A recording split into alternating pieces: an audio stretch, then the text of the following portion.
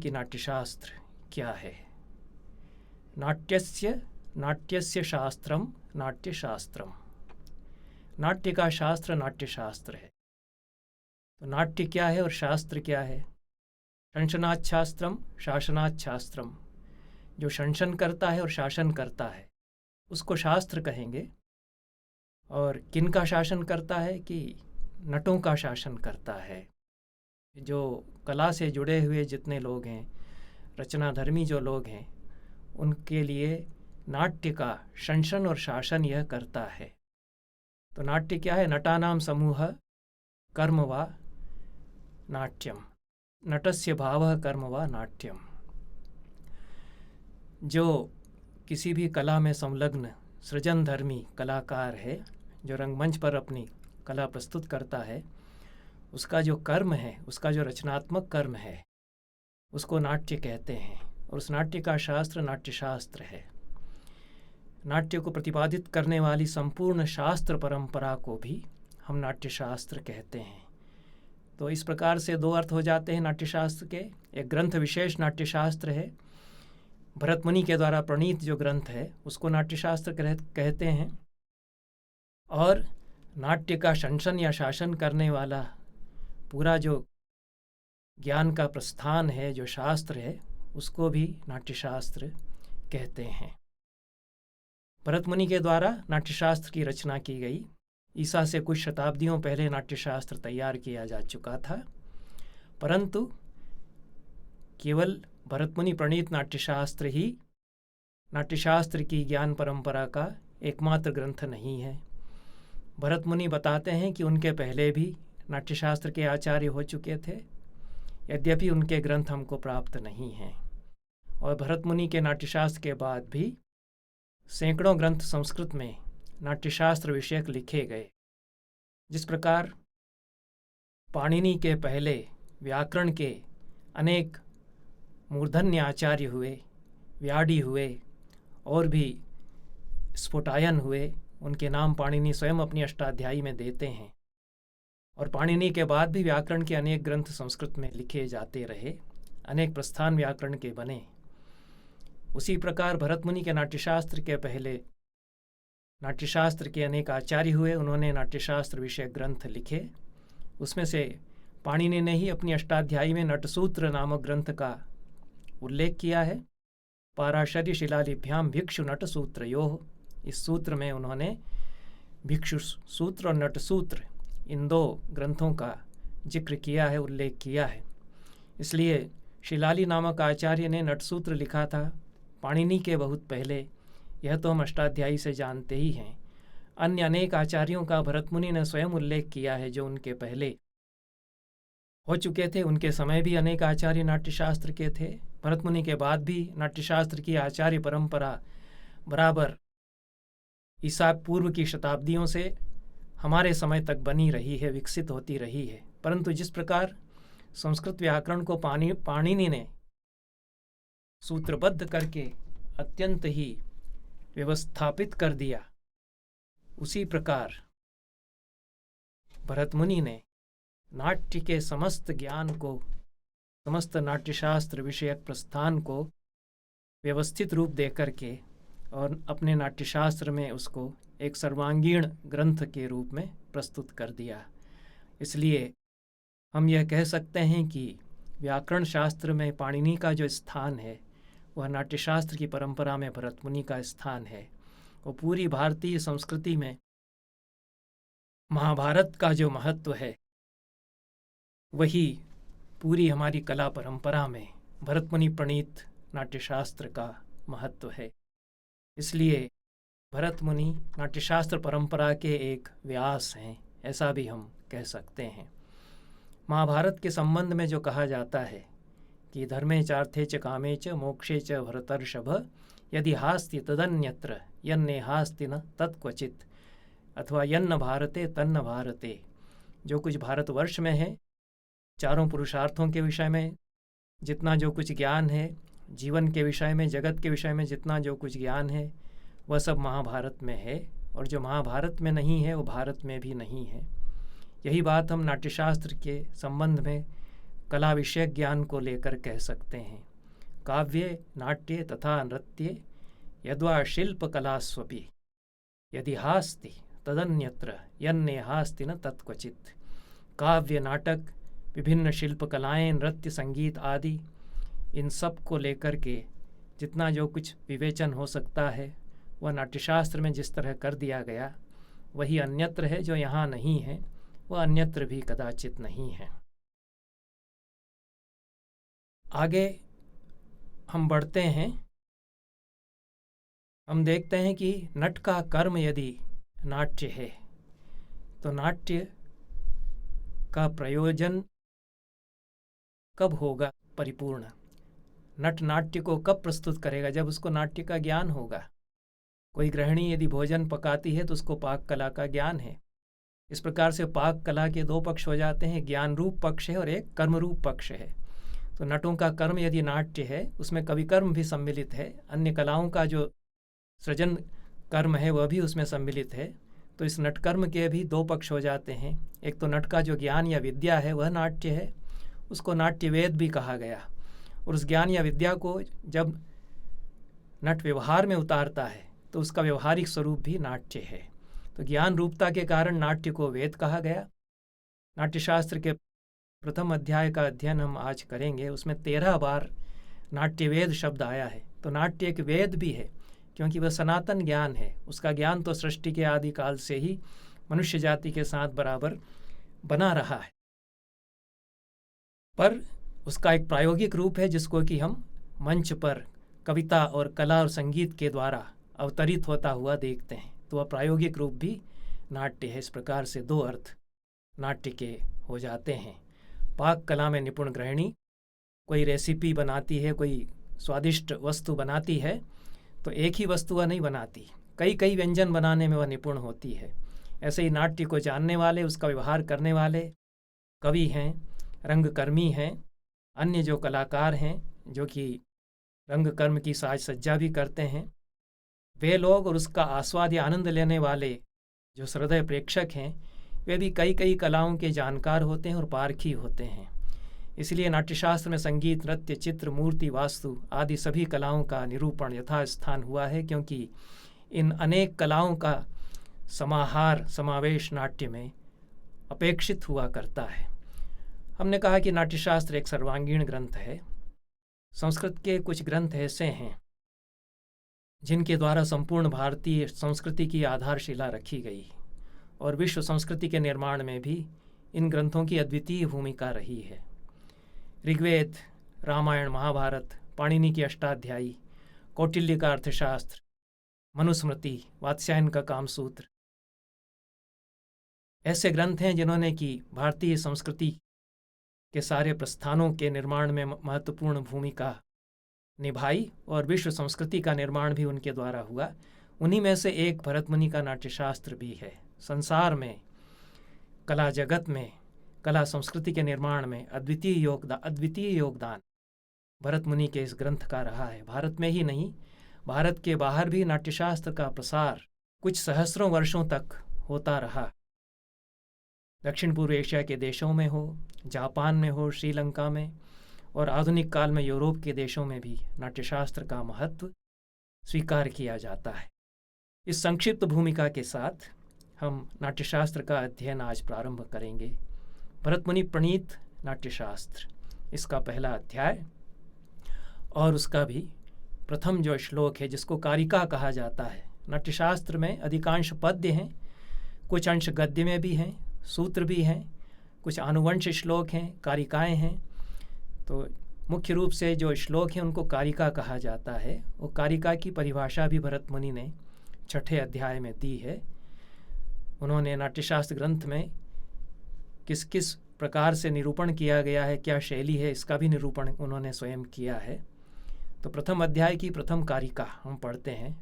यह जो पहली कारिका है यह नाट्यशास्त्र का मंगल भी है, मंगल श्लोक भी हम इसको कह सकते हैं, उपोद्घात भी यह है। भूमिका भी पूरे ग्रंथ की इसमें रची गई है।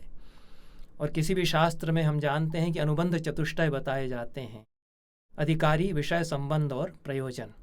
उस शास्त्र का अधिकारी कौन है, विषय क्या है और उसका संबंध क्या है उस विषय का उस शास्त्र से, और प्रयोजन क्या है उस शास्त्र का।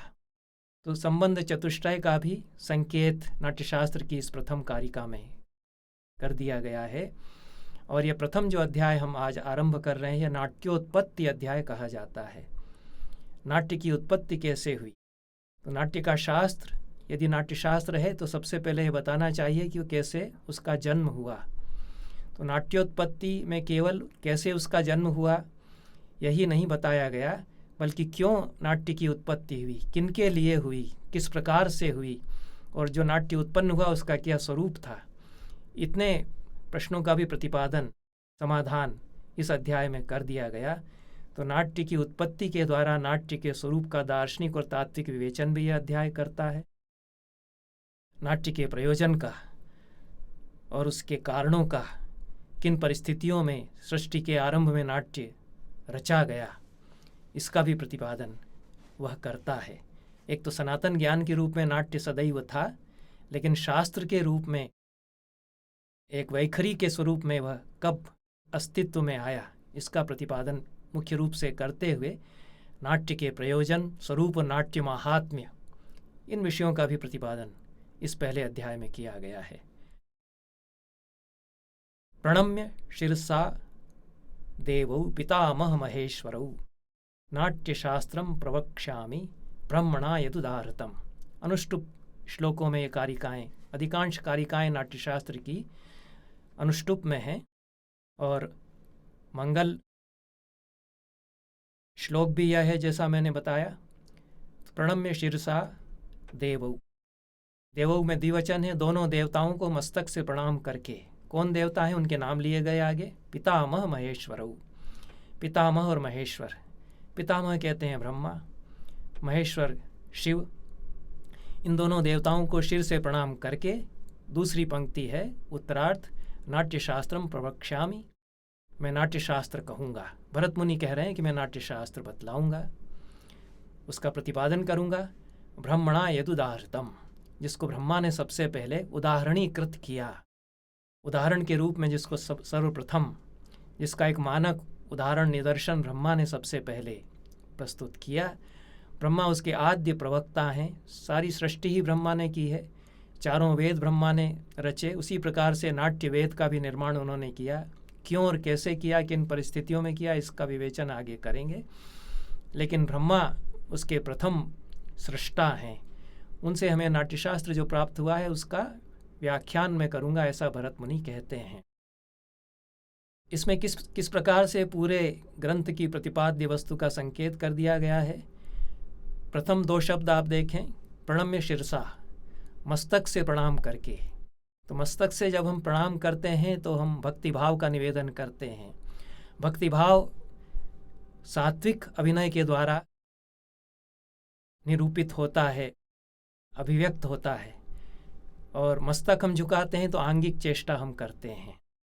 तो आंगिक और सात्विक, और प्रणाम हम वचन के द्वारा कर रहे हैं तो वाचिक। तीन प्रकार के अभिनय आगे चल करके बताएंगे। आंगिक जो देह से किया जाने वाला, वाचिक जो वाणी से किया जाने वाला अभिनय, सात्विक जो मन में समाधि में स्थित होकर के एकाग्र मन से किया जाने वाला। ये तीनों ही अभिनय अपेक्षित होते हैं, एक के बिना दूसरा नहीं सधेगा। सात्विक नहीं होगा तो बाकी अभिनय नहीं सधेंगे, और सात्विक यदि होगा तो उसके साथ आंगिक होगा ही, वाचिक भी होगा ही।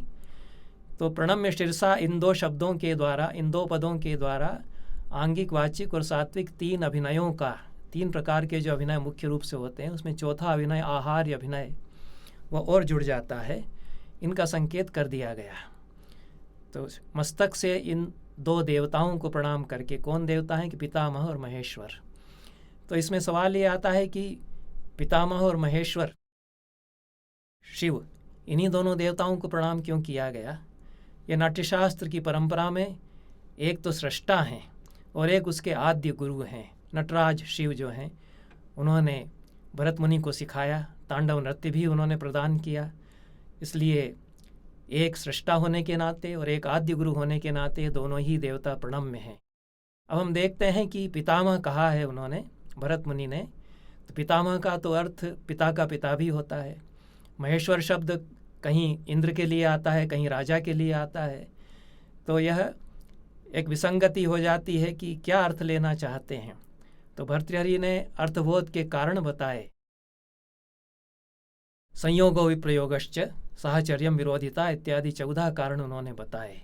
तो शब्दस्य अन्यस्य सन्निधि, कोई शब्द उसके साथ दूसरा है तो अनेकार्थक शब्द एक ही अर्थ में संकुचित या सीमित हो जाता है। तो पितामह के अन्य जो अर्थ होते हैं कि पिता का पिता या और भी कोई यदि अर्थ है तो वह नहीं होगा, क्योंकि देव शब्द उसकी सन्निधि उसमें है। पिता के पिता जो है देव नहीं है, ईश्वर नहीं है। तो जिस पितामह की चर्चा यहाँ कर रहे हैं, प्रणाम जिसको कर रहे हैं, वह देव है, ईश्वर है। उसी तरह से महेश्वर के लिए भी महत ऐश्वर्यम यस्य, इसके द्वारा शंकर का ही अर्थ द्योतित होगा। और ईश्वर वे हैं, देव शब्द की सन्निधि के कारण शंकर का ही अर्थ यह महेश्वर शब्द देगा। इस प्रकार से प्रणम्य शिरसा देवौ पितामह महेश्वरौ, यह जो पहली पंक्ति है उसमें अनेक सूक्ष्म संकेत नाट्यशास्त्र के सृष्टा, आद्य गुरु, नाट्यशास्त्र में त्रिविध अभिनय की विषय वस्तु इनके किए गए। और एक बात जो नाट्यशास्त्र के बड़े व्याख्याकार हैं आचार्य अभिनव गुप्त, उन्होंने अपनी अभिनव भारती में बताई कि पितामह महेश्वरौ, यह जो प्रथम पंक्ति में 2 शब्द मिला करके और समास बनाया गया, द्वंद्व समास, तो उसमें छेकानुप्रास है, पितामह महेश्वरौ। तो वर्ण साम्यम अनुप्रास, वर्णों की जो समानता है उससे अनुप्रास होता है। और छेक वृत्ति गतोद्विधा, छेकानुप्रास और वृत्ति अनुप्रास 2 प्रकार का अनुप्रास होता है। तो अनेक वर्णों की एक एक बार आवृत्ति यदि होगी तो छेकानुप्रास हो जाएगा। हम देखते हैं कि पितामह महेश्वरौ, इसमें मकार और हकार की आवृत्ति एक बार हो रही है, पितामह मह, ऐसा दो बार मकार और हकार आते हैं। तो इसमें छेकानुप्रास बनता है, जो कि छेक विदग्ध को कहते हैं, रसिक को छेक कहते हैं। तो छेक जनों को, रसिकों को यह अलंकार बहुत प्रिय है। अभिनव गुप्त कहते हैं कि भरत मुनि यहाँ यह बताना चाहते हैं कि सालंकारस्य वाक्यार्थाभिनयता, अलंकृत वाक्य ही नाट्य में अभिनय होगा। सुंदर कविता जिसमें होगी वही वाक्य नाट्य में अभिनय होंगे। हर किसी प्रकार के वाक्यों को वाचिक अभिनय के लिए इसमें नहीं लाया जाएगा, सौंदर्य उसमें होना चाहिए। उसके आगे वे कहते हैं कि अलंकारेण देवता प्रसीदन्ति, अलंकार के प्रयोग से जो सौंदर्य आता है उससे देवता संतुष्ट होते हैं। देवता केवल स्तुति करने से, बार बार प्रणाम करने से ही संतुष्ट नहीं होते। यदि सौंदर्य से युक्त कोई बात कही गई है, हमारे वचनों में यदि सौंदर्य है, अलंकार है, तो उससे देवता प्रसन्न होते हैं। सौंदर्य प्रेमी ईश्वर है, स्वयं सौंदर्य का सृष्टा जो है, इसलिए सौंदर्य में वह रमता है। सत्य शिव और सौंदर्य में ईश्वर का अवतार होता है। तो इसलिए पितामह महेश्वरौ में जो छेकानुप्रास उन्होंने रचा, इसलिए उन्होंने ब्रह्मा नहीं कहा, शंकर नहीं कहा, पितामह महेश्वरौ कहा है, क्योंकि उससे एक लालित्य और सौंदर्य आ जाता है कहने में। उसके द्वारा सौंदर्य भी नाट्य में आना चाहिए। वाचिक अभिनय में जो वाक्य होंगे उनमें उत्तम कवित्व होना चाहिए, यह भरत मुनि संकेत करते हैं। तो इस प्रकार से नाट्य की एक जो विशेषता है वह भी भरत मुनि ने प्रतिपादित कर दी। दूसरी बात जो भरत मुनि यहाँ सूचित करना चाहते हैं कि मैं ब्रह्मा ने उदाहरणीकृत किया है, उसका अत्यंत ही उज्ज्वल उदाहरण ब्रह्मा ने प्रस्तुत किया। तो उस आदर्श नाट्यशास्त्र को मैं यहाँ कहूँगा जो कि सबके लिए अनुकरणीय होगा। और हमारे पहले जो बड़े बड़े नट अभिनय करके नाट्य का स्वरूप, आदर्श स्वरूप बता करके गए हैं, उनके आधार पर जो आदर्श नाट्य का हो सकता है उसको मैं यहाँ प्रस्तुत करूँगा, जो कि आगे की पीढ़ियों के लिए, आने वाली संततियों के लिए, आगे जो नाट्य करेंगे उन सब के लिए एक मानक होगा। यह भी संकेत वो ब्रह्मणा यदुदाहृतम नाट्यशास्त्रम प्रवक्ष्यामि इन शब्दों के द्वारा देते हैं। अभिनव गुप्त बताते हैं कि ब्रह्मणा यदुदाहृतम, ऐसा कहकर के आचार्य भरत यहाँ यह बताना चाहते हैं कि ब्रह्मा ने जिस प्रकार से सृष्टि की है उसी प्रकार से कवि और नट नाट्य की सृष्टि इसमें करते हैं। कवि जो नाटक रचता है जो काव्य रचता है, दृश्य काव्य जो रचता है वह भी, और नट जो उसको रंगमंच पर उतारता है, साकार करता है अभिनयों के द्वारा, वह प्रजापति की भूमिका में स्थित होकर के ये नाट्य का निर्माण करते हैं। तो कवि भी प्रजापति है और नट भी प्रजापति है। नाट्य विश्व का प्रजापति है नट, और काव्य विश्व का प्रजापति है कवि। तो ब्रह्मा की सृष्टि का प्रयोजन जिस प्रकार से पुरुषार्थ प्राप्ति है, मनुष्य समाज का कल्याण और मनुष्य की मुक्ति के लिए ब्रह्मा सृष्टि करते हैं, उसी प्रकार से समाज के कल्याण के लिए, पुरुषार्थ प्राप्ति के लिए और मोक्ष के लिए, मनुष्य समाज की मुक्ति के लिए कवि और नट नाट्य के निर्माण में और नाट्य के प्रयोग में व्यापृत होते हैं। यह भी सूचना भरत मुनि यहाँ देना चाहते हैं। संक्षेप में यह पहली कारिका की व्याख्या है। आगे प्रसंग आता है कि इस नाट्य की रचना कैसे हुई, और उस पर हम आते हैं दूसरी कारिका में। दूसरी ही कारिका में भरत मुनि बताते हैं कि नाट्य शास्त्र मैंने कैसे निर्मित किया, किस प्रकार से नाट्यशास्त्र की रचना हुई, इस ग्रंथ की रचना कैसे हुई, फिर उस ग्रंथ में क्या क्या बताया गया है, इस पर वे विवेचन करेंगे। तो समाप्त जप्यम व्रतिनम स्वसुतैहि परिवारितम अनध्याये कदाचित्तु भरतम नाट्य कोविदम। बहुत ही सरल भाषा है, इसलिए संक्षेप में हम आशय बताते चलेंगे कि भरत मुनि एक वैदिक ऋषि हैं, निरंतर स्वाध्याय करते रहते हैं। उनके शिष्य हैं उनके साथ, जिनको वे नाट्यशास्त्र का अध्यापन करते हैं, पढ़ाते हैं उनको वे अपने पुत्र कहते हैं। इसलिए कहा है कि अनध्याय का दिन था, उस दिन स्वाध्याय नहीं किया जा रहा था। हमारी परंपरा में कुछ अनध्याय के दिन बताए गए हैं। प्रतिपदा तिथि हो सकती है या अन्य कोई पर्व हो सकता है। शिष्टानध्याय भी होता है कि कोई बड़ा गणमान्य अतिथि आ जाता है तो अनध्याय गुरुकुल में घोषित किया जाता है। तो उस दिन अनध्याय था। भरत मुनि जो है स्वाध्याय नहीं करा रहे थे, अध्यापन नहीं कर रहे थे नाट्यवेद का, लेकिन वो अपना जप हवन आदि जो दैनंदिन कृत्य है उसको समाप्त करके अपने सुत या शिष्यों के साथ में बैठे हुए चर्चा कर रहे थे अनध्याय के दिन। तो भरत जो नाट्य कोविद थे उनके पास तीसरी कारिका में कहा है कि मुनयः परिपास्येनम आत्रेय प्रमुखा पुरा। एक बार ऐसा हुआ कि आत्रेय आदि मुनि उनके पास पहुँचे।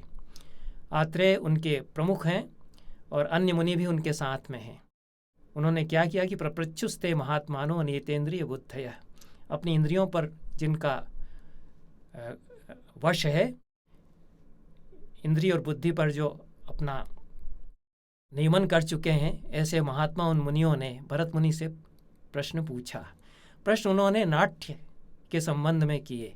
ये मुनि न्यायशास्त्र के जानकार हो सकते हैं, मीमांसा के जानकार हो सकते हैं, परंतु नाट्य के संबंध में वे नहीं जानते। और भरत मुनि तो नाट्यवेद के प्रवक्ता हैं, आद्य आचार्य हैं, ब्रह्मा से उन्होंने नाट्यवेद प्राप्त किया है। तो इसलिए ये मुनि जिज्ञासा भाव से उनके पास आए। तो नाट्यशास्त्र ग्रंथ की रचना कैसे हुई इसको बताते हुए यहाँ यह कहा गया कि एक बार भरत मुनि अपने शिष्यों या अपने पुत्रों के साथ अनध्याय के दिन बैठे हुए थे और आत्रेय आदि मुनि उनके पास आए। उन्होंने नाट्यवेद के संबंध में प्रश्न किए। चौथी और पांचवी कारिका में 5 प्रश्न बताए गए हैं जो इन मुनियों ने भरत मुनि से किए। प्रश्न क्या है? योयम भगवता सम्यक ग्रथितो वेद संमितः नाट्यवेदः कथम ब्रह्मन् उत्पन्नः कस्य वा कृते। पहला प्रश्न यह है कि योयम भगवता वेद संमितः सम्यक ग्रथितः नाट्यवेदः स कथम उत्पन्नः, नाट्यवेद कैसे उत्पन्न हुआ। हे भगवान, आपने जो नाट्यवेद अच्छी तरह से भली भांति निर्मित किया है ब्रह्मा से सीख करके, और जो वेद के समान है, उसकी उत्पत्ति कैसे हुई। शास्त्र के रूप में तो आप उसको जानते हैं, लेकिन सनातन ज्ञान के रूप में कैसे उसका जन्म हुआ, यह पहला प्रश्न है। कस्य वा कृते, किसके लिए वह उत्पन्न हुआ, यह दूसरा प्रश्न है। इसमें प्रयोजन भी समाहित हो जाता है कि उसका प्रयोजन क्या है। पांचवी कारिका में तीसरा प्रश्न है कि कत्यंग, उसके कितने अंग हैं, और किम प्रमाणश्च, उसका प्रमाण क्या है, और प्रयोगश्चास्य कीदृशः, और उसका प्रयोग कैसे किया जाता है। 5 प्रश्न हो गए। नाट्यवेद कैसे उत्पन्न हुआ, किनके लिए उत्पन्न हुआ, उसके कितने अंग हैं, उसके प्रमाण क्या हैं, और उसका प्रयोग कैसे होता है। तो नाट्य के संबंध में 5 प्रश्न जो उन्होंने ऐसे किए कि पूरा नाट्यशास्त्र ही उनसे बन गया। इसलिए नाट्यशास्त्र एक महावाक्य भी है, क्योंकि जो 5 प्रश्न किए गए उन्हीं से अवान्तर अन्य प्रश्न निकलते हैं और उससे पूरा नाट्यशास्त्र का कलेवर बनता है। तो 5 प्रश्न करके और आत्रेय आदि मुनि उनसे कहते हैं, भरत मुनि से, सर्वमेतद यथा तत्वम भगवन वक्तुम अर्हसि। हे भगवान, आप यह सब तत्वानुसार तात्विक दृष्टि से हमको बताइए। नाट्य का जो समग्र स्वरूप है, उसकी उत्पत्ति कैसे हुई, किनके लिए हुई, क्या उसके अंग हैं, क्या उसका प्रमाण है और कैसे वह व्यवहार में आता है, प्रयोजित होता है। ये 5 प्रश्न उन्होंने करके नाट्यशास्त्र के संबंध में संपूर्ण जानकारी एक तरह से प्राप्त कर ली। भरत मुनि ने उनके प्रश्नों का उत्तर देते हुए जो कुछ कहा, उसी से नाट्यशास्त्र जो हमारे पास है, नाट्यशास्त्र नामक ग्रंथ, वह बना। तो एक प्रोक्त ग्रंथ है। हमारी परंपरा में श्रुत ग्रंथ होते हैं, प्रोक्त ग्रंथ होते हैं, संहिता ग्रंथ होते हैं। तो नाट्यशास्त्र मूल रूप से प्रोक्त ग्रंथ है, जिसको कि भरत मुनि ने आत्रेय आदि मुनियों को कहा, बताया, फिर उनके शिष्यों ने उसको संकलित किया होगा, तो वह ग्रंथ के रूप में हमारे सामने आया। अब जो 5 प्रश्न हैं, उनमें सवाल आता है कि नाट्यवेद कैसे उत्पन्न हुआ। इसको तो एक आख्यान के द्वारा भरत मुनि बताएंगे, क्योंकि सृष्टि के आदि काल में, सृष्टि के आरंभ में जो घटना घटी, उसका एक आख्यान ही बताया जा सकता है। इतिहास जो आधुनिक दृष्टि से इतिहास है, उसकी दृष्टि से तो नाट्य का जन्म कैसे हुआ इसको नहीं बता सकते। और कस्य वा कृते, किनके लिए उत्पन्न हुआ, तो उसके अधिकारी का निरूपण उसमें होगा। इसका निरूपण आगे चल के भरत मुनि ने बार बार किया है कि इसके अधिकारी कौन है, नाट्याचार्य कैसा होना चाहिए, नट कैसे होने चाहिए, कवि को क्या क्या करना चाहिए, कवि कैसा होता है। तो नाट्य कला में संलग्न जितने भी लोग हैं, उनका बार बार उन्होंने, अधिकारियों का और प्रेक्षकों का भी, जो उसके रसास्वाद के अधिकारी हैं, उनका भी निरूपण किया ही है। और अंगों का निरूपण भी उन्होंने बहुत विस्तार से किया है। रस, भाव, धर्मी, वृत्ति, प्रवृत्ति, सिद्धि, स्वरातोद्य, गान, रंग, ये 11 अंग 6ठे अध्याय की 10वीं कारिका में भरत मुनि ने बताए। और प्रमाण क्या है, तो प्रमाण 3 प्रमाण भरत मुनि ने बताए 25वें अध्याय में।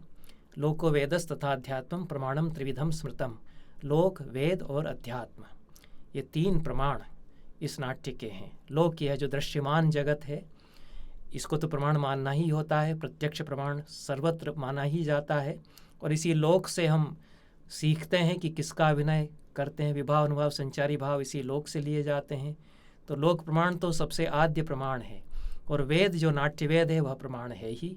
और अध्यात्म जो नट का अंतर जगत है, उसका मनोजगत है, समाधि में स्थित होकर के अपने भीतर ही वह समाधान ढूंढता है कि कैसे मुझे नाट्य करना है, यह अध्यात्म है। आत्मनि इति अध्यात्मम, ये 3 प्रमाण भरत मुनि ने बतलाए। और इसका प्रयोग कैसे होगा, यह तो पूरे नाट्यशास्त्र में ही इसका प्रयोग कैसे होता है। 8वें अध्याय से लगा करके और 25वें अध्याय तक उन्होंने विभिन्न अभिनय बताए। तो ये सारा प्रयोग शास्त्र ही है। और आदि से लगाकर अंत तक नाट्य का प्रयोग कैसे किया जाएगा, यह विषय इसमें प्रतिपादित ही है। अतएव 5 ही प्रश्नों का उत्तर समग्र नाट्यशास्त्र में दिया गया। अब आगे हम बढ़ते हैं और पहला जो प्रश्न है उसका उत्तर देते हुए भरत मुनि कहते हैं कि नाट्य की उत्पत्ति वैवस्वत मनवंतर में, त्रेता युग में हुई। और इसीलिए यह माना जाता है कि वाल्मीकि रामायण के पहले नाट्यशास्त्र कदाचित लिखा जा चुका था। और वाल्मीकि रामायण में रसों के नाम आते हैं, कुछ अभिनय का भी संकेत मिलता है, गान विद्या का भी संकेत मिलता है। इसलिए नाट्यशास्त्र की जानकारी उस समय रही होगी।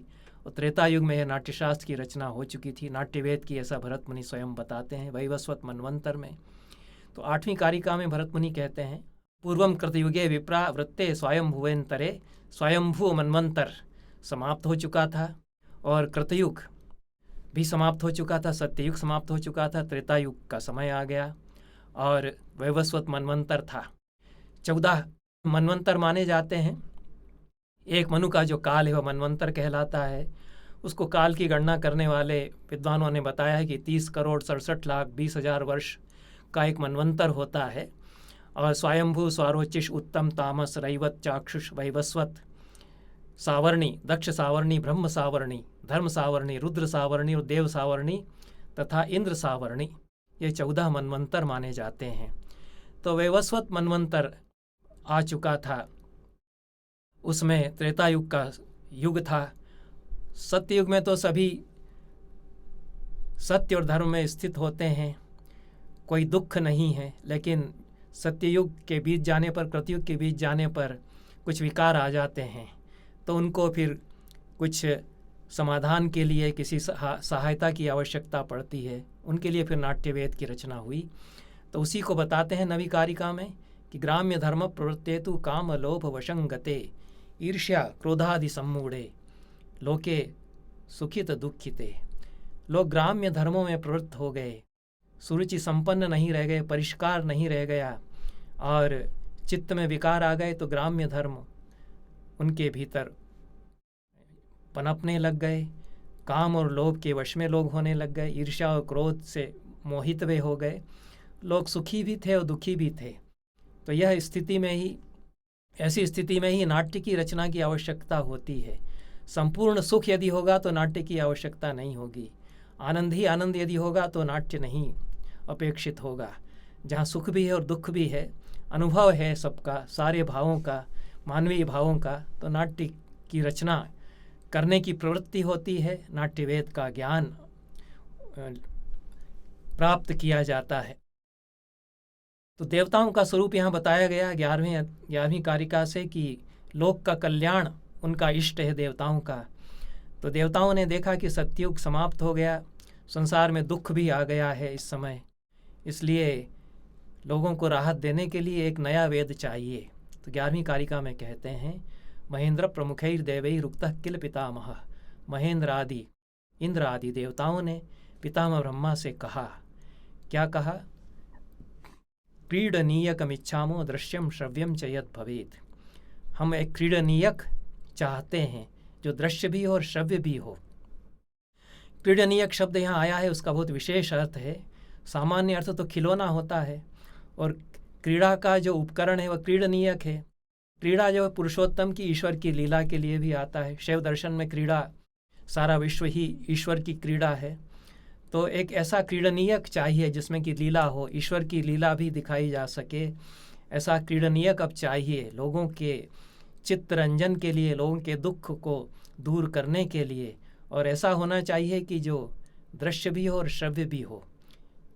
इस समय तक जितने काव्य आदि हैं, वेद हैं, वो श्रव्य हैं, श्रुति गोचर वे होते हैं, दृश्य वे नहीं होते। अब हमें एक ऐसा वेद चाहिए जिसको कि दृश्य करके भी दिखाया जा सके, दृश्य काव्य उससे हो जाए, तो मूर्त रूप साक्षात्कार उसका मूर्त रूप में हो सके। ऐसा एक नया वेद हमें चाहिए। ऐसा देवताओं ने ब्रह्मा से कहा। और उन्होंने कहा कि 4 वेद हैं, लेकिन वे जन सामान्य के लिए उपयोगी नहीं रह गए। तो देवताओं को सारे समाज की हित चिंता है। जो नीचे से नीचे श्रेणी के लोग हैं, उनके लिए भी तो वेद चाहिए। इसलिए 12वीं कारिका में वो कहते हैं, उसमें कारण बताते हैं कि एक नए वेद की आवश्यकता क्यों है। तो न वेद व्यवहारोयम संश्राव्य शूद्र जातिषु। जितने वेद हैं, 4 जो वेद हैं, वे शूद्रों के लिए नहीं हैं। उनमें तो द्विजों का ही अधिकार रह गया है। हो सकता है कि बहुत प्राचीन काल में शूद्र भी ऋषि हो जाते हों, लेकिन समय बदल गया, तो अब स्त्री और शूद्र जो है वेद न पढ़ें, ऐसा कुछ धर्मशास्त्र में आ गया विधान। तो सबके लिए फिर एक वेद होना चाहिए, जन सामान्य के लिए भी एक वेद होना चाहिए। जितना वेद है, जितना वेद व्यवहार है, वह शूद्र जाति के लिए संश्राव्य नहीं है। इसलिए तस्मात् सृजा परम वेदम पंचमम सार्ववर्णिकम। इसलिए पंचम सार्ववर्णिक वेद की रचना कीजिए। यह दोनों शब्द बहुत ध्यान में देने के योग्य हैं, पंचम और सार्ववर्णिक। तो 4 वेदों के बाद एक 5वां वेद नाट्यवेद है, ऐसा भरत मुनि यहाँ बताना चाहते हैं। और यह नाट्यवेद कैसा है कि सार्ववर्णिक वेद है। यह किसी वर्ण विशेष के लिए नहीं है, केवल द्विजों के लिए, द्विज वर्णों के लिए यह नहीं, बल्कि सारे ही वर्णों के लिए है। इसके दरवाजे सबके लिए खुले हैं। ऐसा देवताओं ने ब्रह्मा से अनुरोध किया कि एक ऐसा नया वेद, 5वां वेद हमको आप दीजिए। 4 वेद भी आपने रचे हैं, अब समय है कि 5वां वेद आप रचें। ब्रह्मा ने उनकी बात सुनी और उन्होंने कहा कि ठीक है, आप लोगों का कहना सही है, एक नया वेद होना चाहिए। तो 13वीं कारिका में भरत मुनि बताते हैं कि एवमस्तु इति तानुक्ता देवराजम विसर्ज्य च, ऐसा ही होगा, ऐसा कहा ब्रह्मा ने, देवराज को विसर्जित किया, विदादी। सस्मार चतुरो वेदान, चारों वेदों का स्मरण किया। योगम आस्थाय तत्वविद, योग में स्थित होकर के, समाधि में स्थित होकर के तत्वदर्शी ब्रह्मा ने चारों वेदों का स्मरण किया। इससे नाट्य की सर्जना प्रक्रिया भी यहाँ भरत मुनि ने बतला दी कि नाट्य की रचना कैसे होती है। समाधि में स्थित हुए बिना, योग का संधान किए बिना, अभ्यास किए बिना कवि या नट भी नाट्य की सर्जना और नाट्य का व्यवहार प्रयोग नहीं कर सकते। तो ब्रह्मा ने भी जब नाट्यवेद की सृष्टि की तो समाधि में स्थित होकर के उन्होंने सृष्टि की, और आधार उन्होंने किनसे लिया कि चारों वेदों से आधार लिया, जिनका कि पहले निर्माण वो कर चुके थे। तो चारों ही वेदों का स्मरण किया, उनको मन में रख करके, स्मृति में रख करके, फिर समाधि में स्थित होकर के उन चारों वेदों का सार लेकर उन्होंने 5वां वेद नाट्यवेद लिखा। उस नाट्यवेद की अर्थात संपूर्ण रूप में नाट्य किस प्रकार से उपकारक होगा जो देवता चाहते हैं, तो उसका ये सारा वैशिष्ट्य 14वीं 15वीं कारिका में, दोनों कारिकाओं में बताया गया है, और आगे भी उसका वैशिष्ट्य विस्तार से बताएंगे इस अध्याय में। तो जिससे नाट्य का प्रयोजन, नाट्य का स्वरूप अत्यंत ही विशद रूप में हमारे सामने आ जाता है। नाट्योत्पत्ति के विवेचन के साथ साथ नाट्य कैसा होना चाहिए और कैसा नाट्य ब्रह्मा ने उदाहरणीकृत किया, यह भी हमारे सामने भरत मुनि यहाँ बता देते हैं।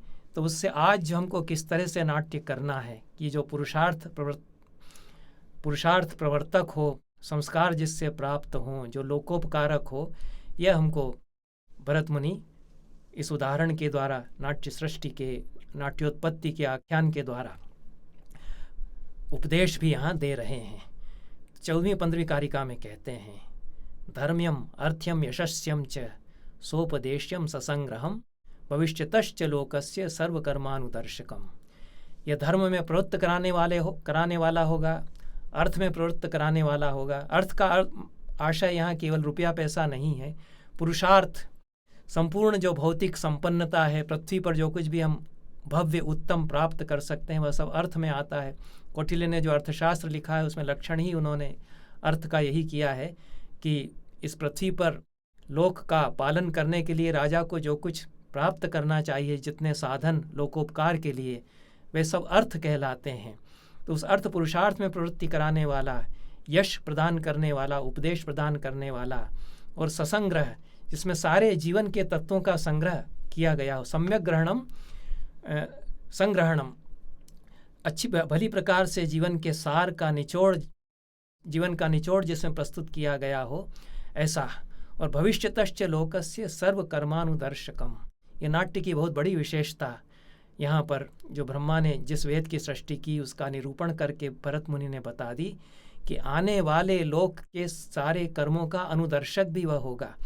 जो अतीत में हुआ उसका निरूपण वह करेगा, जो वर्तमान में है जिससे कि हम जीवन में पुरुषार्थ प्राप्त कर सकते हैं, जीवन में संस्कार प्राप्त कर सकते हैं, जीवन की दिशा प्राप्त कर सकते हैं, वह तो इसमें प्रतिपादित किया ही जाएगा, लेकिन आने वाले समय की झलक भी इसमें प्राप्त होगी।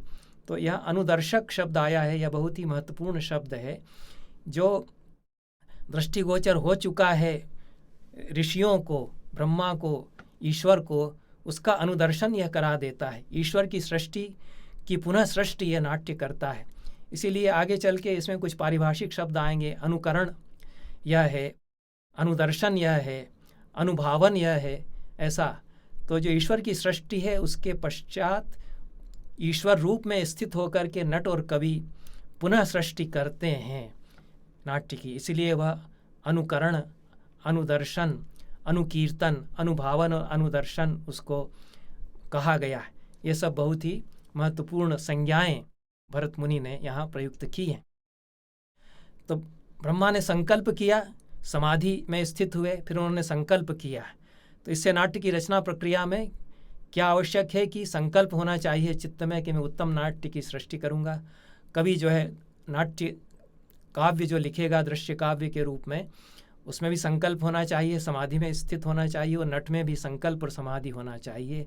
ब्रह्मा ने नाट्य की सृष्टि के लिए कैसा संकल्प किया, 15वीं कारिका में कहते हैं कि सर्वशास्त्रार्थ संपन्नम सर्वशिल्प प्रवर्तकम नाट्याख्यम पंचमम वेदम सेतिहासम करोम्यहम। सारे शास्त्रों से संपन्न, शास्त्रार्थों से संपन्न, सारे शिल्पों में प्रवृत्त कराने वाला ऐसा नाट्य नामक पंचम वेद, जिसमें कि इतिहास है। इतिहास रामायण और महाभारत को कहते हैं, सारे आख्यानों को कहते हैं। हमारी जो जातीय धरोहर है, हमारा संपूर्ण जीवन जिसमें वंशावलियाँ हैं, तो यह सब इस नाट्य में बताई ही जाएंगी। मनुष्य जीवन का सर्वांगीण स्वरूप इसमें बताया जाएगा। इसलिए यह 5वां वेद भी है और सेतिहास यह है, इतिहास सहित यह वेद है। और सोपदेश्यम यह है, यह भी उन्होंने कहा। तो उपदेश यह करता है, किनका उपदेश करता है कि पुरुषार्थ चतुष्टय का उपदेश यह करता है। चतुर्वर्ग जीवन के जो 4 पुरुषार्थ हैं, जो जीवन मूल्य हैं, धर्म अर्थ काम मोक्ष, उनमें प्रवृत्ति यह कराता है। तो यह बहुत ही महत्वपूर्ण बात है, इसको सदैव ध्यान में रखना चाहिए कि जो पश्चिमी रंगमंच है, आधुनिक नाटक जो यथार्थवादी शैली के हैं, उनसे हमारा नाट्यशास्त्र और संस्कृत नाटक, भारतीय नाटक किस प्रकार से अलग है, क्योंकि इसमें संस्कार, जीवन मूल्य, पुरुषार्थ प्रवृत्ति वह अपेक्षित है। तो रसास्वाद भी वास्तव में तब तक नहीं होगा जब तक कि पुरुषार्थ प्रवृत्ति नहीं होगी। इसको बहुत ही तर्क संगत रूप से भरत मुनि ने और अभिनवगुप्त ने प्रतिपादित किया कि यदि रसास्वाद हो रहा है तो वह संस्कार उसका भीतर हमारे आ रहा है, पुरुषार्थ प्रवृत्ति उसके साथ हो रही है। केवल चित्त का रंजन, मनोरंजन मात्र ही रसास्वाद नहीं है। तो यह इस प्रकार से साक्षात्कार रूपता नाट्य की होती है कि वह इन सारे जीवन मूल्यों को साक्षात्कार करके बता देता है। आगे 16वीं कारिका से कहते हैं कि यह उन्होंने ब्रह्मा ने संकल्प किया एवं संकल्प्य, और सारे 4 वेदों का अनुस्मरण फिर से किया उन्होंने, जिनको वह रच चुके थे। और नाट्य वेदम ततश्चक्रे 16वीं कारिका के उत्तरार्ध में कहते हैं कि उन्होंने नाट्यवेद की रचना की। कैसा नाट्यवेद? चतुर्वेदांग संभवम, 4 वेदों के अंगों से वह संभव हुआ। तो 4 वेदों से निकला और उनके अंग भी उसमें समाहित हो गए। वेदांग होते हैं, हम सभी जानते हैं, शिक्षा, कल्प, निरुक्त, ज्योतिष, छंदस और व्याकरण। तो चतुर्वेद अंग सहित इनसे निकला हुआ जो नाट्यवेद है, जिसमें कि ये सब जानकारियाँ भी अपेक्षित हैं उसके प्रयोक्ताओं के लिए, उसकी सृष्टि करने वालों के लिए, उसकी रचना करने वालों के लिए, कि उनको शिक्षा, उच्चारण की जानकारी अच्छी होना चाहिए, उनको यज्ञ की जानकारी होना चाहिए, और निरुक्त का ज्ञान उनको होना चाहिए, व्याकरण का ज्ञान होना चाहिए। ये आगे चल के भरत मुनि कहते हैं। और 14वें अध्याय में तो व्याकरण भी उन्होंने पूरी समझाई कि उसका ज्ञान आवश्यक है, भाषा का ज्ञान, उच्चारण का ज्ञान। तो जितने वेदांग हैं उनका अभ्यास अपेक्षित है। तो यह सब भी नाट्यवेद के लिए आवश्यक हैं। इसलिए 4 वेदों और वेदांगों से निकला हुआ यह जो नाट्यवेद है, पंचम वेद, उन्होंने उसकी सृष्टि की। 4 वेदों से उन्होंने एक एक तत्व लिया। 17वीं कारिका में भरत मुनि बताते हैं कि किस वेद से उन्होंने क्या तत्व लिया। जग्राह पाठ्यम ऋग्वेदात, पाठ्य का तत्व उन्होंने, जिसको टेक्स्ट कहते हैं, अंग्रेजी में स्क्रिप्ट भी कहते हैं, आजकल आलेख कहते हैं, जो नाट्य की काव्य रचना है, काव्य के रूप में जो नाट्य है, या गद्य पद्य के संवादों के रूप में जो नाट्य है, जिसमें कि कथा भाग है, आख्यान है, वह उन्होंने ऋग्वेद से लिया। और सामभ्यो गीत में उच्च, सामवेद से उन्होंने गायन, गीत का तत्व लिया। यजुर्वेदाद अभिनयान, यजुर्वेद से उन्होंने अभिनय का तत्व लिया। और रसान अथर्वणादपि, अथर्ववेद से रस का तत्व लिया। यह नाट्यवेद की पवित्रता, प्राचीनता, सृष्टि के आदिकाल से उसकी अवस्थिति को बताने के लिए यहाँ यह कहा गया कि जिस प्रकार से 4 वेद हैं, उन्हीं के सार के रूप में, उनसे एक एक तत्व सार के रूप में लेकर के 5वां नाट्यवेद लिखा गया, रचा गया। और ऋग्वेद से पाठ्य क्यों लिया? क्योंकि ऋग्वेद में त्रैस्वर्य, 3 स्वरों का प्रयोग होता है। यहाँ पर भी पाठ्य में उदात्त, अनुदात्त, स्वरित, ये भरत मुनि बताते हैं 17वें अध्याय में कि कैसे उदात्त, अनुदात्त, स्वरित और एक स्वर और कंपित उन्होंने उसमें जोड़ा। ये जो वेद मंत्रों के स्वर हैं, ये इसमें भी, चाहे गद्य में संवाद हो, चाहे पद्य में संवाद हो, ये पाठ्य में स्वर रहेंगे। इसलिए ऋग्वेद से पाठ्य लिया, यह एक कारण है ऋग्वेद से पाठ्य लेने का। और ऋग्वेद में आख्यान सूक्त हैं, संवाद सूक्त हैं, वो नाट्यात्मक हैं। पुरूरवा उर्वशी सूक्त है 10वें मंडल में, यम यमी सूक्त है, विश्वामित्र नदी संवाद है, ऐसे कई संवाद सूक्त हैं, वो नाट्यात्मक हैं, नाटक स्वरूप वो हैं, उनका यज्ञ में अभिनय होता है। कई ऐसे प्रसंग आते हैं ऋग्वेद में और ब्राह्मण ग्रंथों में, कात्यायन श्रौत सूत्र और लाट्यायन श्रौत सूत्र में किन किन प्रकार के संवादों का अभिनय यज्ञों, वैदिक यज्ञों में होगा, ये बताया भी है। तो ये ऋग्वेद में विशेष रूप से ये आख्यान और संवाद सूक्त हैं जिनका कि नाट्य की रचना में बहुत उपयोग होता है। जैसे कि पुरूरवा उर्वशी सूक्त है, उस पर जो शतपथ ब्राह्मण में कथा बताई है उसको लेकर के ही कालिदास ने विक्रमोर्वशीयम नाटक लिखा। तो ये जो पूरा पाठ्य है, कथा भाग है, संवाद हैं और जो उच्चारण जिस प्रकार से उन संवादों का होगा, यह सब ऋग्वेद से उदाहरणीकृत होता है, इसलिए ऋग्वेद से पाठ्य लिया। सामवेद तो उससे, जैसा जैमिनी अपने सूत्र में कहते हैं, गीतिषु सामाख्या, साम के जो मंत्र हैं वो ज्ञेय होते हैं। ऋग्वेद के ही मंत्र सामवेद में हैं, लेकिन वो ज्ञेय हैं, उनमें 7 स्वरों का प्रयोग होता है, 3 स्वरों की अपेक्षा उनमें 7 स्वर लग जाते हैं। तो उससे फिर सामवेद से ही सारा संगीत, भारतीय संगीत निकला है, उसी से ध्रुपद गायन आगे चल करके विकसित होता है। और भरत मुनि ने 28वें अध्याय से 34वें अध्याय तक इन 7 अध्यायों में संगीत का प्रतिपादन विस्तार से किया है। वह सब सामवेद पर आधारित संगीत है। नाट्यशास्त्र में जो संगीत है वह सामवेद का संगीत है। इसलिए ऋग्वेद से जिस तरह से पाठ्य लिया गया नाट्यवेद में, उसी तरह से सामवेद से संगीत लिया गया है। यजुर्वेद से अभिनय का तत्व लिया गया है। यजुर्वेद में विशेष रूप से यज्ञों का निरूपण है, याज्ञिक विधियों का निरूपण है। वो सारी याज्ञिक विधियाँ अभिनयात्मक होती हैं। प्रदक्षिणा करता है, हस्त संचालन करता है, मंत्र पाठ करते समय यह ध्यान रखता है कि इस वेदी के चारों ओर जो देवता हैं उनसे कहीं हमारे पैर ना स्पर्श करें, उसको थोड़ा दूर हट करके चलता है। ऐसा सब यजुर्वेद के जो याज्ञिक विधान हैं उनमें उल्लेख किया गया।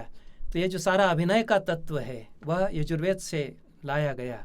और इसको तो जो यज्ञ शास्त्र के याज्ञिक विधियों के जानकार हैं वो बताते हैं कि कैसे नाट्यशास्त्र से इनका घनिष्ठ संबंध है। जो मीमांसा के आचार्य हैं वो भी इसको बता सकते हैं कि किस प्रकार से याज्ञिक जो वैदिक यज्ञ की विधियां हैं उनसे नाट्यशास्त्र के अभिनय तत्व का कितना गहरा संबंध है। और रसों का जो प्रतिपादन है और रस का जो तत्व है वह अथर्ववेद से लिया गया, क्योंकि अथर्ववेद में श्रृंगार सूक्त भी हैं, कुछ अत्यंत ही मनोहारी कविता उनमें है, ऐसे सूक्त मिलते हैं। एक तो यह कारण है। दूसरा कारण यह है कि अथर्ववेद में कुछ ऐसे जारण मारण आदि तांत्रिक विधान बताए गए हैं जिनसे कि अपूर्व अनुभव होता है। उसमें उनके अनुष्ठान के द्वारा अपूर्व की प्राप्ति होती है और नाट्य के अनुष्ठान में जो रस निष्पत्ति होती है वह भी अपूर्व तत्व उसमें रहता है। इसलिए भी रस का तत्व अथर्ववेद से लिया गया।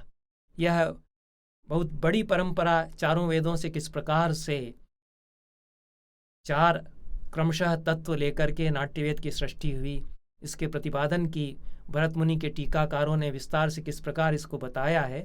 यह एक लंबी परंपरा है, विस्तार में जाने का यहाँ समय नहीं है, लेकिन आप अनुभव कर रहे होंगे कि यह एक तर्क संगत बात है कि चारों वेद यदि हैं तो नाट्य की सृष्टि में उनकी बड़ी भूमिका है, उन्हीं से नाट्यवेद का विकास होता है।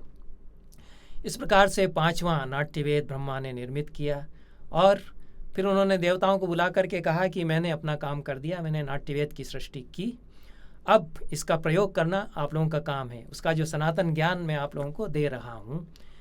तो 19वीं कारिका में कहते हैं कि मैंने यह नाट्यवेद रच दिया, ऐसा ब्रह्मा देवताओं को बुलाकर कहते हैं और इसका प्रयोग आप लोग कराइए।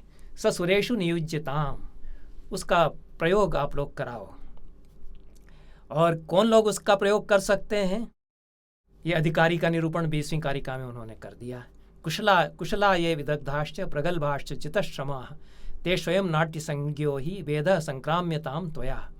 जो कुशल हैं, विदग्ध हैं, ऊहापोह में समर्थ हैं, मीमांसा कर सकते हैं, गहराई में उतर सकते हैं, अनुभव की गहराइयाँ जिनमें हैं, प्रगल्भ हैं, जो वचन अच्छी तरह से उच्चारित कर सकते हैं, बोल सकते हैं, भाषा में निपुण हैं, जितश्रम है, ते नहीं हैं, जल्दी परिश्रम कर सकते हैं। ये तो सभी नटों के लिए बहुत अपेक्षित है कि दिन रात काम करना पड़ता है नाटक का प्रयोग करने के लिए। तो आलसी नहीं होने चाहिए और अध्यवसायी और परिश्रमशील होने चाहिए। ऐसे लोगों से कहो कि वो इस नाट्यवेद का अभ्यास करें, इसको उतारें, जीवन में प्रयोग में उतारें। ऐसा ब्रह्मा ने आदेश दिया तो देवताओं ने कहा कि हम लोग इसके अधिकारी नहीं हो सकते। 22वीं कारिका में कहते हैं कि इस नाट्यवेद के ग्रहण, धारण और प्रयोग में हे भगवान, देवता अयोग्य हैं। देवता इसका प्रयोग नहीं कर सकते क्योंकि वो मानवीय भावनाओं का अनुभव नहीं कर सकते। सुखी दुखी उस रूप में वह नहीं हो सकते जैसे कि मनुष्य होते हैं। तो मनुष्य की जो अनुभूतियां हैं उनको वे साकार नहीं कर सकते, वे नाटक नहीं कर सकते। नाटक देख सकते हैं, उसका आस्वाद ले सकते हैं। तो स्वर्ग में नाटक इंद्र कराते हैं, यह तो पुराणों में मिलता है आख्यान। कालिदास ने भी विक्रमोर्वशीयम में बताया कि लक्ष्मी स्वयंवर नाटक स्वर्ग में भरत मुनि के निर्देशन में खेला जा रहा था। यह कथा उन्होंने उसमें कल्पना की। तो स्वर्गीय भूमि में देवता आनंद लेते हैं लेकिन प्रयोग नहीं कर सकते। प्रयोग तो मनुष्य ही करेंगे। जो रचना है, सृजन है, वो तो मनुष्य ही कर सकता है। यह इसमें हमको सीखना चाहिए। तो और कैसे करेगा यह भी फिर बताते हैं।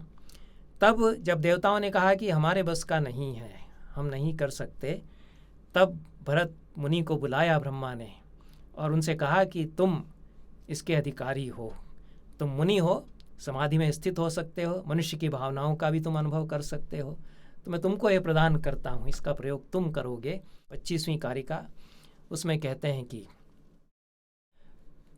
भरत मुनि बताते हैं कि ब्रह्मा ने मुझे बुलाया और मुझे आदेश दिया कि तुम प्रयोग करो, यह नाट्यवेद मुझसे लो और इसका प्रयोग तुम करो। मैंने वो नाट्यवेद उनसे प्राप्त किया, उसका ज्ञान प्राप्त किया।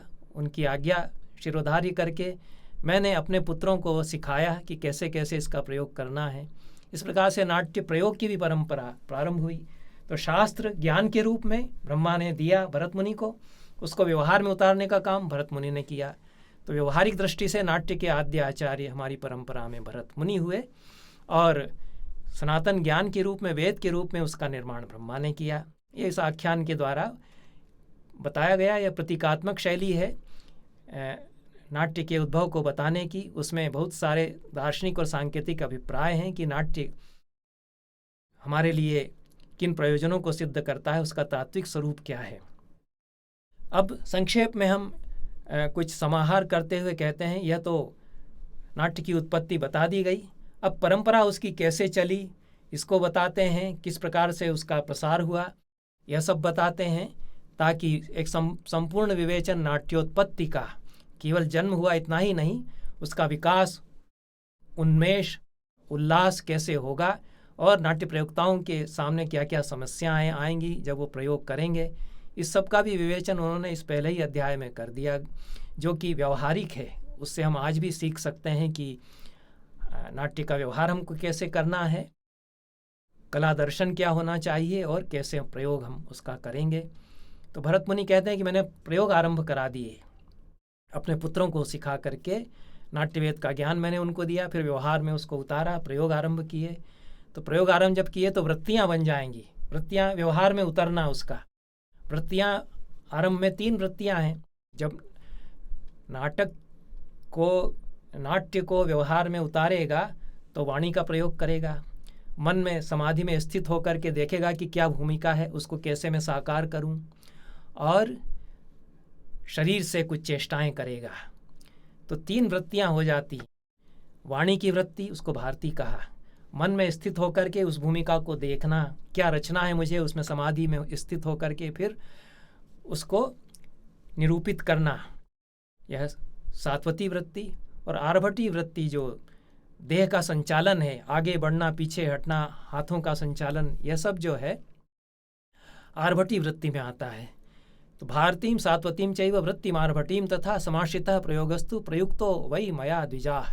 41वीं कारिका में कहते हैं कि भारती, सात्वती और आर्भटी, ये 3 वृत्तियाँ जो अभिनेता के 3 माध्यम होते हैं उनके उपयोग से बनती हैं। वाणी का एक माध्यम है, समाधि में स्थित होना, मन की एकाग्रता में स्थित होना, यह एक माध्यम है, और शरीर जो अभिनेता का है वह है तीसरा माध्यम। उससे भारती, सातवती और आर्भटी, ये 3 वृत्तियाँ जो बनती हैं, उनके द्वारा मैंने अपने पुत्रों से, अपने शिष्यों से, वो पुत्र भी थे और शिष्य भी थे, शिष्य पुत्रवत हैं, शिष्य इसलिए पुत्र कहा है, अन्यथा भरत मुनि का जैसा वर्णन इसमें आता है वो नैष्ठिक ब्रह्मचारी हैं, कोई स्त्री तो उनके साथ है ही नहीं।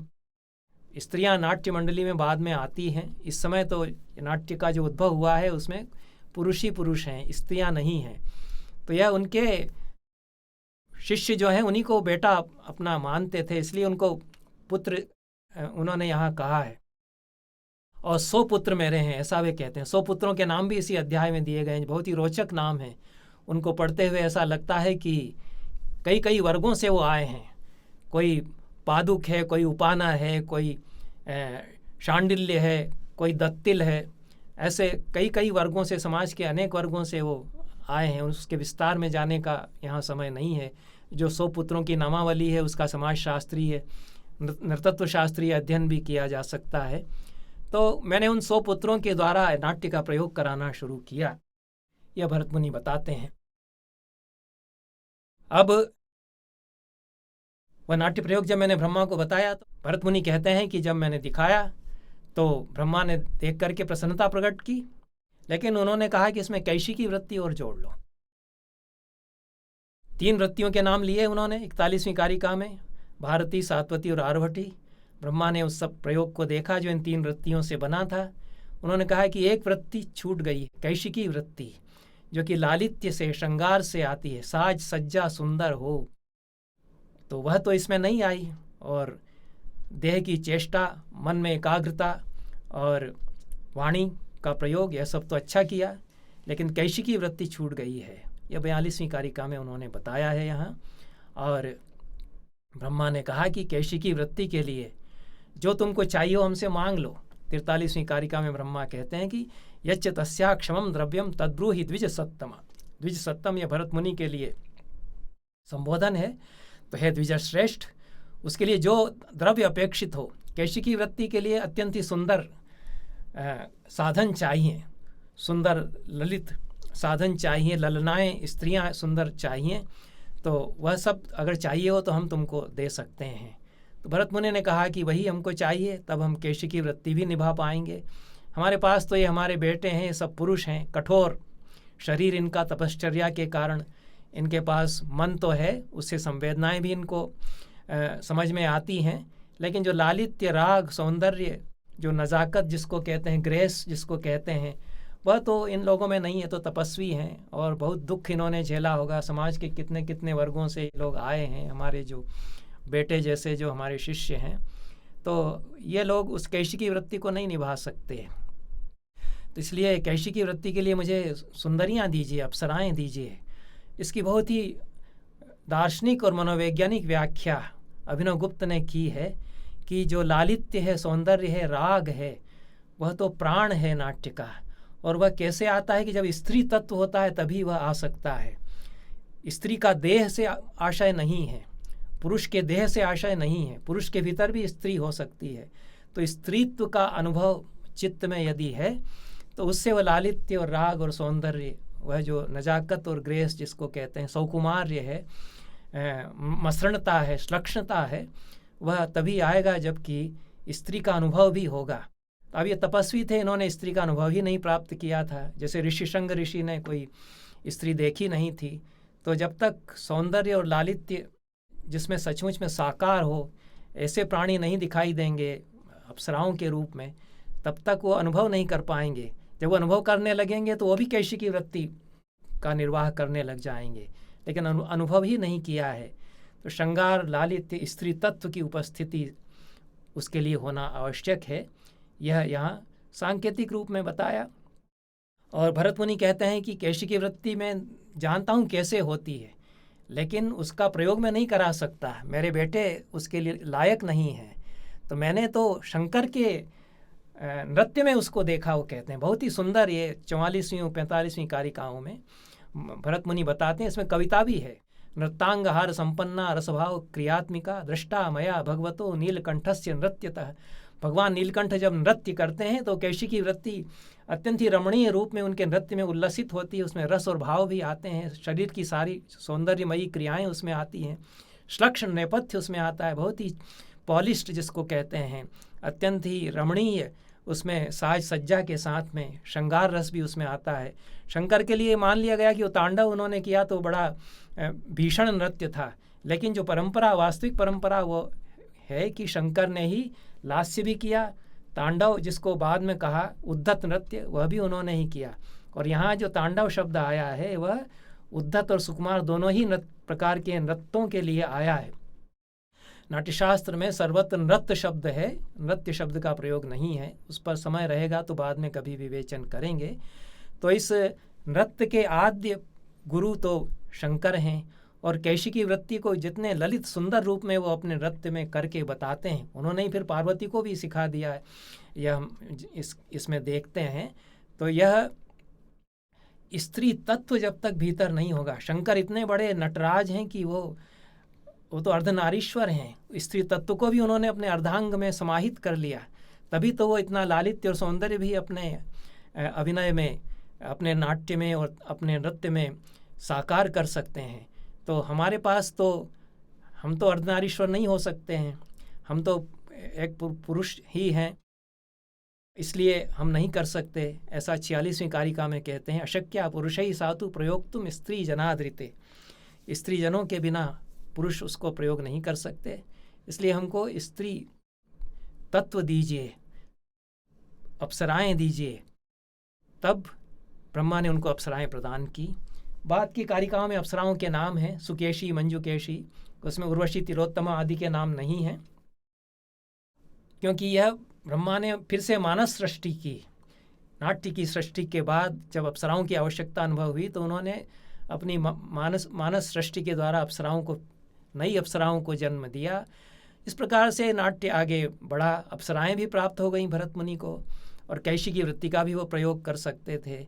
तब आगे भरत मुनि बताते हैं कि जब सब कुछ साधन जुट गए, मेरी नट मंडली में मेरे 100 बेटे मेरे शिष्य थे ही, अप्सराएं भी सुकेशी, मंजुकेशी आदि कई अप्सराएं आ गईं, उनसे मैं पूरे नाटक कर सकता था। तो भरत मुनि ने फिर शेष अध्याय में बताया है कि 2 नाटक मैंने तैयार किए, रूपक कहना चाहिए तो 2 रूपक मैंने तैयार किए, समुद्र मंथन समवकार, समुद्र मंथन समवकार और त्रिपुर दाह डिम।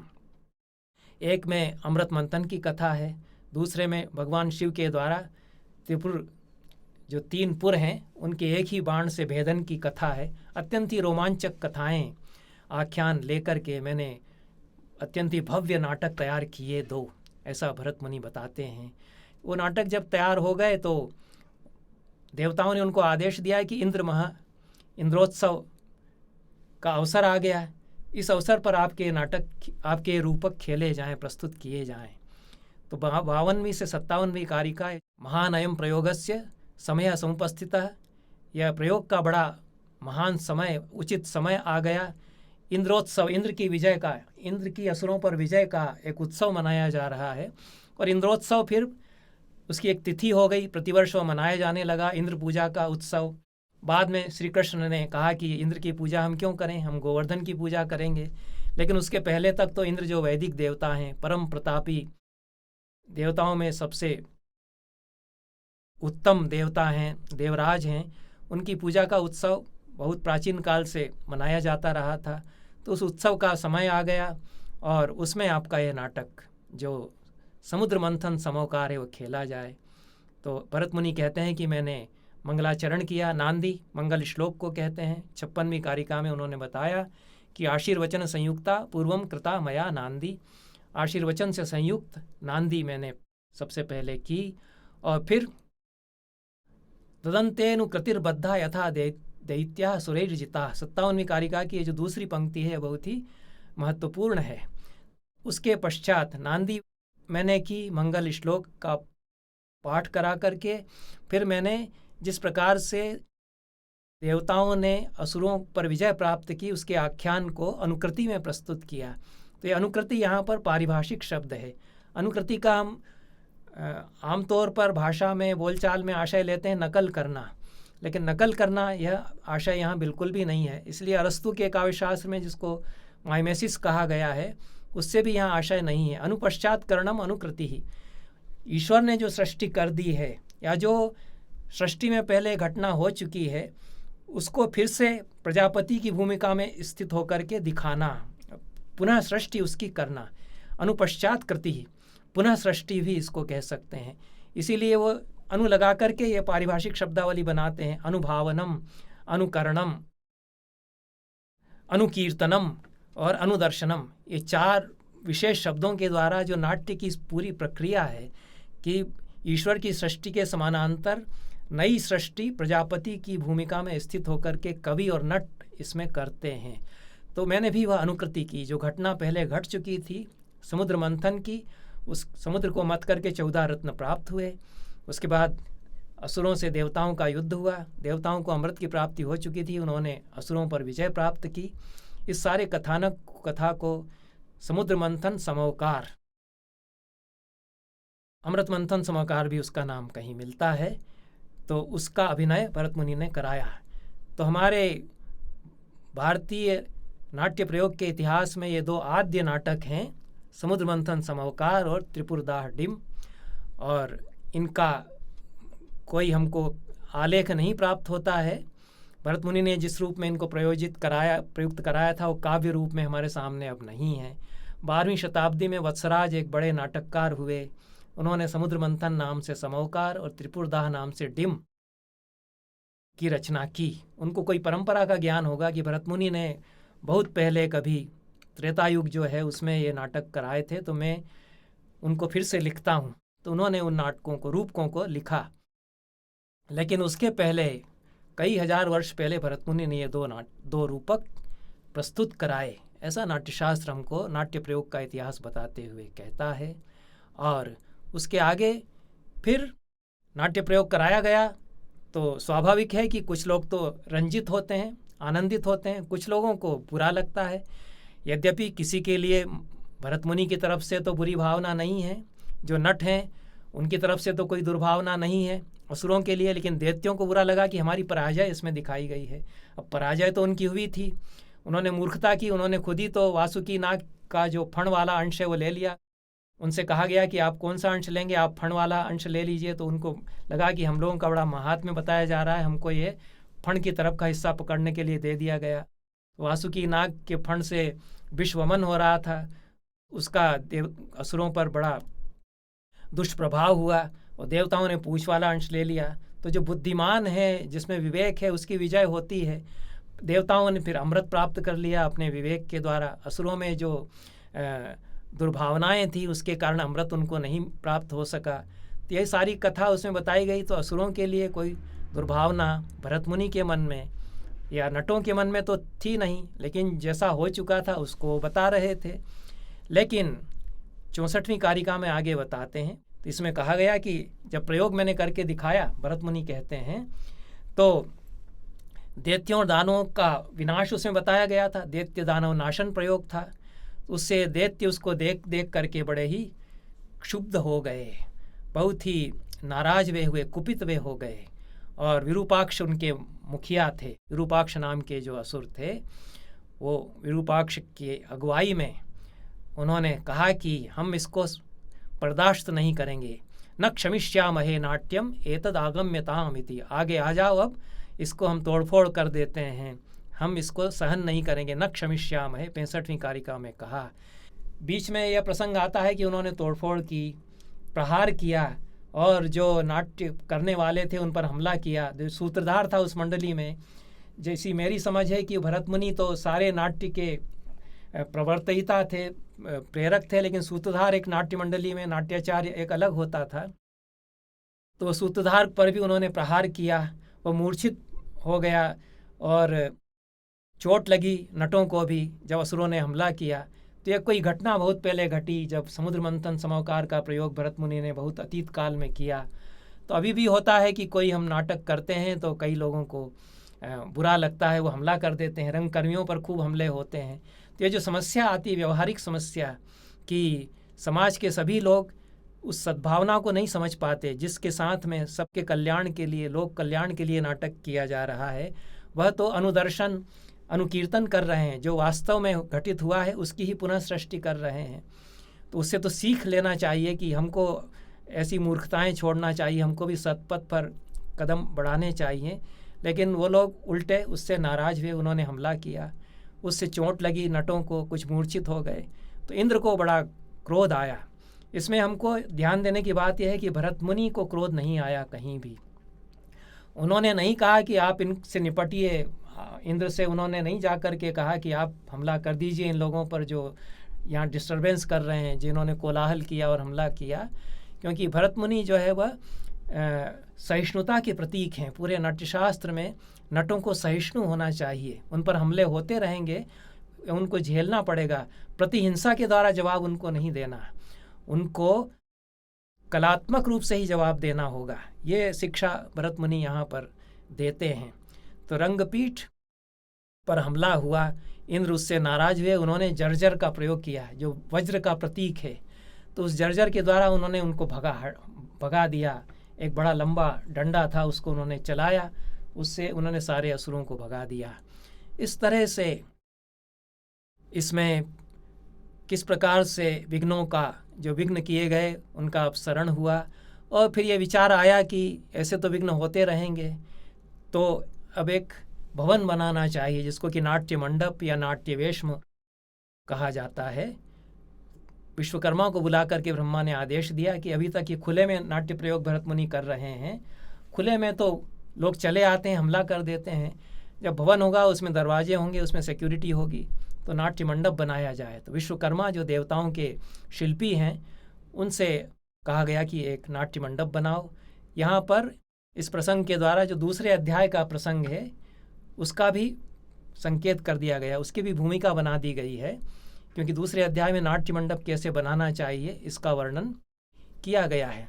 तो विश्वकर्मा ने नाट्य मंडप तैयार किया, फिर उसमें प्रयोग होने लगे और ब्रह्मा ने कहा कि इस नाट्य मंडप की सारे देवता रक्षा करेंगे। तो ये लंबा वर्णन है, उसमें यक्षिणियाँ उसकी रक्षा करेंगी, कृतांत और काल द्वारशाला पर उसकी रक्षा करेंगे, और जो नाग देवता हैं वह उसकी रक्षा करेंगे। देहली पर यमदंड रहेगा, उसका शूल उसके साथ रहेगा, नियति और मृत्यु उसके द्वारपाल के रूप में रहेंगे। यह बहुत ही सांकेतिक अभिप्राय हैं इन देवताओं का इन स्थानों पर स्थित होना। यह कि अभिनेता को किन देवताओं से साक्षात्कार करना पड़ता है, वह अपनी नियति और मृत्यु से साक्षात्कार करके मंच पर प्रवेश करता है, वह अपनी मृत्यु से गुजरता है जब वह नया जन्म लेता है भूमिका में पहुंच करके।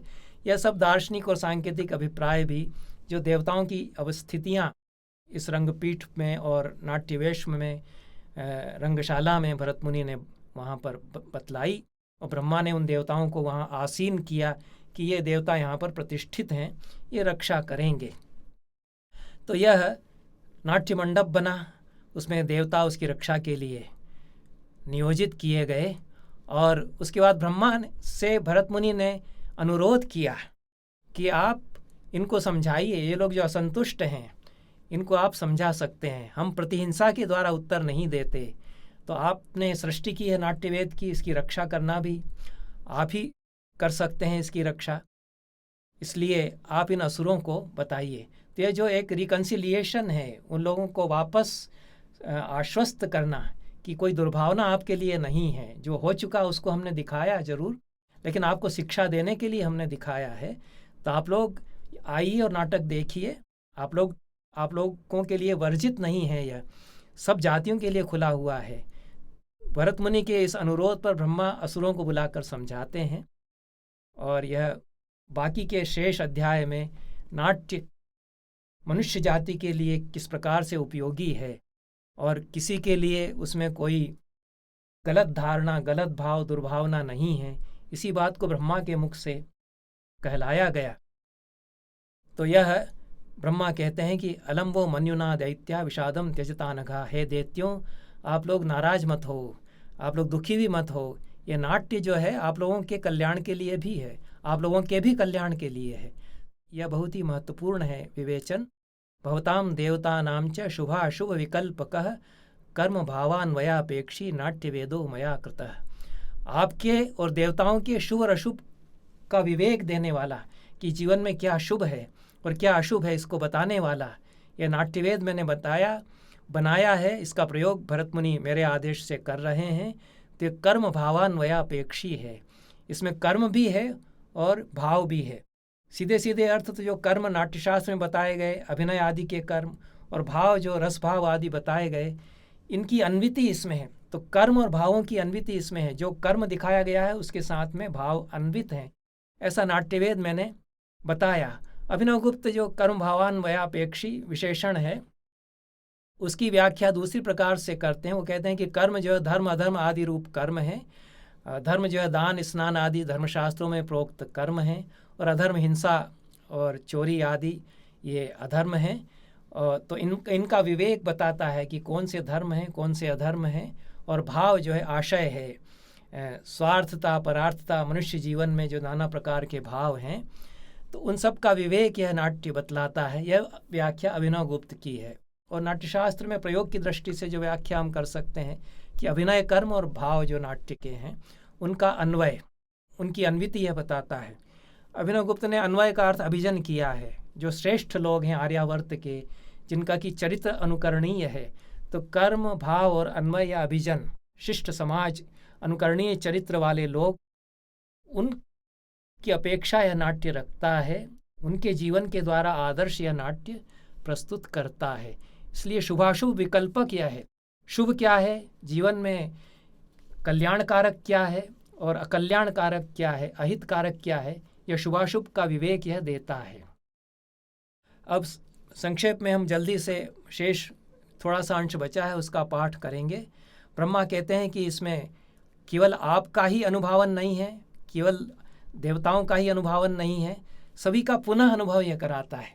जो अनुभव हो चुके हैं उनका पुनः अनुभव नए रूप में अपूर्व चूंकि हो जाता है, सब कुछ नया इसमें हो जाता है। इसलिए अनुपसर्ग लगा करके ये सारी बातें वे बताते हैं। तो भावना है, उसमें कृति है, लेकिन पुनः रचना उसकी की गई है, नया और अपूर्व रूप दे दिया गया है, इसलिए अनुकृति है, अनुभावन है। तो अनुभावन है इसमें, लेकिन केवल आप ही लोगों का नहीं, केवल देवताओं का ही नहीं, बल्कि त्रिलोकी का अनुभावन है। केवल एक लोक का भी नहीं, त्रिलोकी जो अतीत वर्तमान और भविष्य, ये तीनों समयों में जो तीन लोक बनते हैं, या द्यौ दिवः स्वः इत्यादि जो तीन लोक हैं, उन सभी का अनुभावन इसमें किया गया है।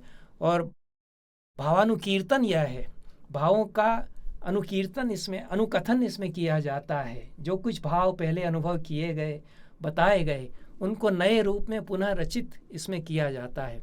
बाकी तो नाट्य की जो विशेषताएं हैं, इसमें एक सर्वांगीण स्वरूप, नाट्य कैसा होना चाहिए, अब हम रंगमंच करें तो कैसा होना चाहिए, यह भी भरत मुनि ने यहाँ ब्रह्मा के इन वचनों में बता दिया। तो ब्रह्मा के मुख से कहलवाए उन्होंने ये सारे वचन, और आत्रेय आदि मुनियों को बताया कि ऐसा ऐसा पहले हुआ है, ब्रह्मा ने मुझे ऐसा नाट्यवेद दिया। ब्रह्मा ने फिर इस तरह से समझाया असुरों को, उसमें नाट्य का सारा स्वरूप भी उन्होंने प्रतिपादित कर दिया। तो क्वचित धर्म, क्वचित क्रीड़ा, क्वचित अर्थ, क्वचित क्षमा, कहीं पर इसमें धर्म है, कहीं क्रीड़ा लीला है, अनुरंजन भी है, अर्थ पुरुषार्थ भी है, शम शांति भी है, मोक्ष भी है, क्वचित हास्यम, क्वचित युद्धम, क्वचित कामः, क्वचित वधः, ये सारे जीवन की चेष्टाएं और पुरुषार्थ इसमें हैं। हास्य भी है, युद्ध भी है, काम भी है, श्रृंगार भी है, प्रेम भी है, इसमें वध भी है। ऐसा नाना भावोपसंपन्नम नाना अवस्थान्तरात्मकम लोकवृत्तानुकरणम नाट्यमेतन मया कृतम, तरह तरह के भावों से संपन्न, जीवन की विविध अवस्थाओं से युक्त लोकवृत्त का अनुकरण, इसमें नाट्य का संपूर्ण लक्षण भी दे दिया। आगे चल के सारे आचार्यों ने जो बात के ग्रंथ हैं नाट्यशास्त्र के, उसमें अवस्थानुकृतिर नाट्यम, यही नाट्य का लक्षण उन्होंने किया। धनंजय ने दशरूपक में, शारदा तनय ने भाव प्रकाश में। तो ये भरत मुनि छाए हुए हैं सारी नाट्यशास्त्र की परंपरा में। बात के सारे आचार्य जो ग्रंथ लिखते हैं उनमें भी लोकवृत्त का अनुकरण, लोकवृत्त का अनुकीर्तन, लोकवृत्त का अनुभावन नाट्य है। यह नाट्य का एक संपूर्ण लक्षण जो कर दिया गया, उसमें अनुकीर्तन, अनुभावन और अनुकरण की दार्शनिक मनोवैज्ञानिक विस्तार से व्याख्या की जा सकती है। ब्रह्मा कहते हैं कि यह दुखियों को राहत देने वाला, दुखार्तानाम क्षमार्तानाम शोकार्तानाम तपस्विनाम, बहुत सुंदर काव्यात्मक रूप में वर्णन किया है जो भी दुखियारे होंगे, जो थके हारे होंगे, जो शोक से विकल होंगे, उनके घावों पर मरहम का काम यह करेगा, विश्रांति उनको प्रदान करेगा।